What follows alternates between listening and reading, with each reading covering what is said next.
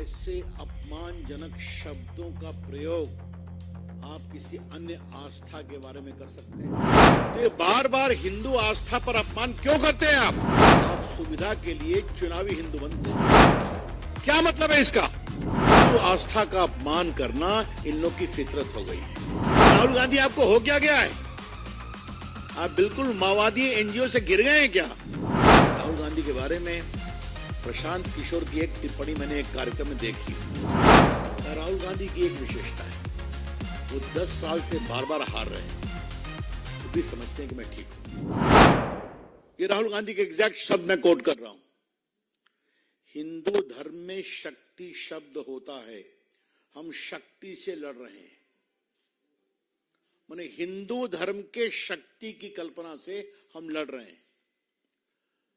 राहुल गांधी जी ऐसे अपमानजनक शब्दों का प्रयोग आप किसी अन्य आस्था के बारे में कर सकते हैं? आपके करने की हिम्मत है? आपको करने दिया जाएगा? तो ये बार बार हिंदू आस्था पर अपमान क्यों करते हैं आप? कोई नई बात तो है नहीं। आप सुविधा के लिए चुनावी हिंदू बनते हैं, लेकिन मन में हिंदू आस्था का अपमान होता है। तो मैं ये कहना चाह रहा हूं, क्या मतलब है इसका? आज थोड़े हम गुस्से में हैं और बहुत सही रूप से गुस्से में हैं। देश गुस्से में है।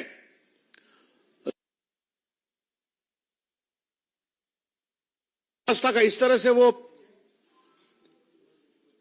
अपमान करते रहेंगे, ये देश स्वीकार नहीं करेगा। शक्ति को क्या समझते हैं? भारत की नारी शक्ति है। या देवी सर्वभूतेषु शक्ति रूपेण संस्कृता नमस्तस्यै नमस्तस्यै नमस्तस्यै नमो नमः। ये देश की प्रेरणा है।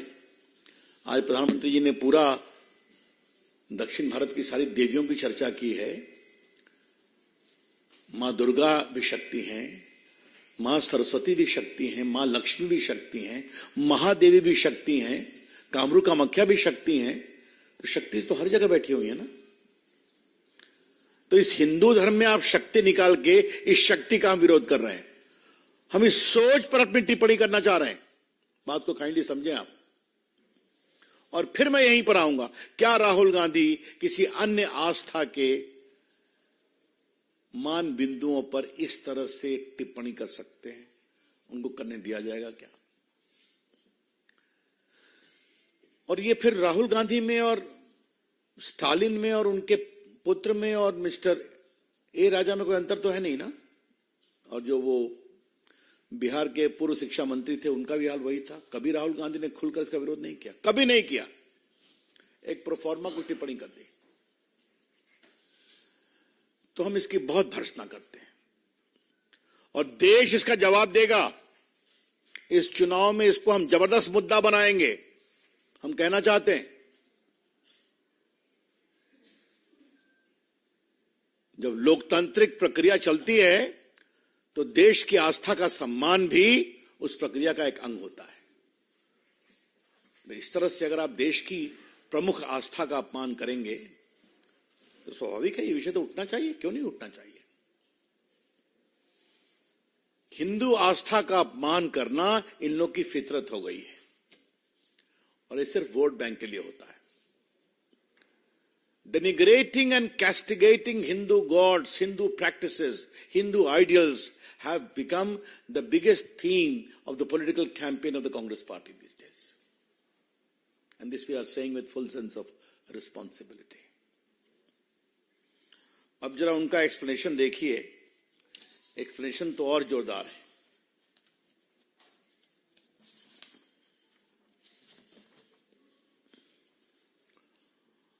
बाकी तो उन्होंने कहा, अब देखिए जिस शक्ति का मैंने उल्लेख किया, जिस शक्ति से हम लड़ रहे हैं, उस शक्ति का मुखौटा मोदी जी है। तो हिंदू धर्म की वो शक्ति है क्या? कि क्या कहना चाह रहे हैं आप?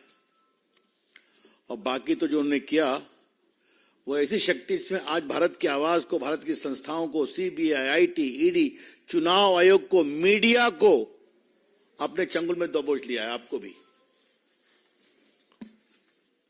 मतलब किसी लोकतांत्रिक संस्था में राहुल गांधी विश्वास नहीं करते हैं क्या?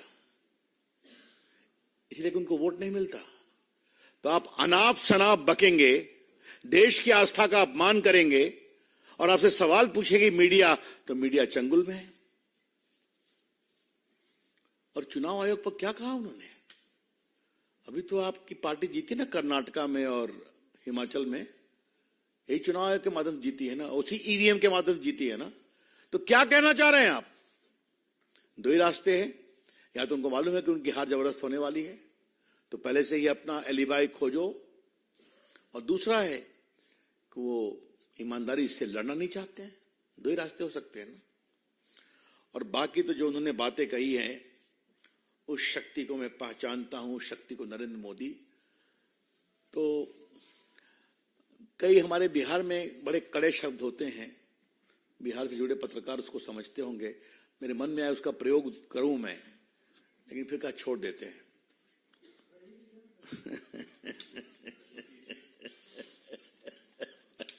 मैंने राहुल गांधी आपको हो क्या गया है? आप बिल्कुल माओवादी एनजीओ से गिर गए हैं क्या? अगर कुछ अच्छे सहयोगी चाहिए तो राहुल गांधी जी हम भेजते हैं आपके पास। वो बड़े न्यूट्रल लोग हैं, देश को समझते हैं, आपको समझाएंगे भी। लेकिन राहुल गांधी के बारे में प्रशांत किशोर की एक टिप्पणी मैंने एक कार्यक्रम में देखी और मैं उससे बहुत प्रभावित हुआ। उनसे सबके बारे में पूछा गया कि राहुल गांधी की एक विशेषता है, वो 10 साल से बार बार हार रहे हैं, फिर भी समझते हैं कि मैं ठीक हूं और मुझे कोई बदलाव करने की जरूरत नहीं है। आज कल की उनकी टिप्पणी उसी को कंफर्म करती है कि I M right, I am always right. मित्रों, इसकी बहुत दुर्भाग्यपूर्ण है, हम इसकी बहुत भर्त्सना करते हैं। एक दो बातें इसी संदर्भ में और कहनी है कि ये कोई पहली बार तो नहीं कह रहे हैं। यूरोप गए थे, आपको मालूम होगा, तो भारत की संस्कृति पर कितनी बड़ी बात कहे थे। आप तो काफी लिखते पढ़ते हैं, तो आपको तो ज्ञात होगा ही है? और वो एक अमेरिकन डेलीगेशन आया था, प्रेसिडेंट थे, तो उन्होंने कहा कि Hindu extremism is more dangerous than terrorism. याद है ना आपको? और बाकी तो उन्होंने कभी खुलकर विरोध नहीं किया। और ये कहां कहा? शिवाजी पार्क में। और याद करिए, लास्ट टाइम उन्होंने सावरकर की आलोचना की थी मुंबई में, कि I am not Savarkar, I will not apologise. तो उनको, या तो राहुल गांधी को इतिहास की समझ है, इस पर मुझे संदेह है, लेकिन जो पढ़ाते हैं उनको कम से कम बाकी तो देखना चाहिए, कांग्रेस पार्टी का क्या इतिहास है।